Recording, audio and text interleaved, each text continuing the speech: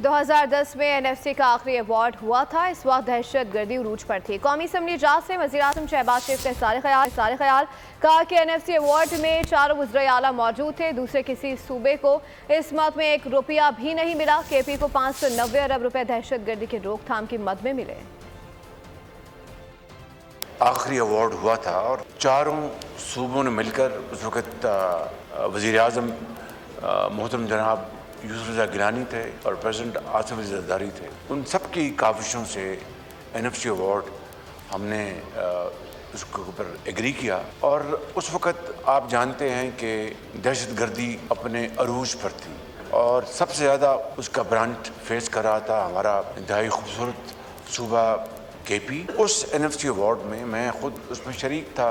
यानी सूबों के जो हिस्से हैं उससे पहले जो रखा गया 1% शेयर KP का जो आज तक चला आ रहा है और हमें इसके ऊपर आज भी कोई इतराज़ नहीं, खुशी है। मगर किसी और सूबे को उसमें शेयर नहीं मिला और 2010 से लेके आज तक 590 अरब रुपए KP को मिले, सिर्फ दहशत गर्दी के खिलाफ जो उनकी जो काविशें थी उनको ऑगमेंट करने के लिए।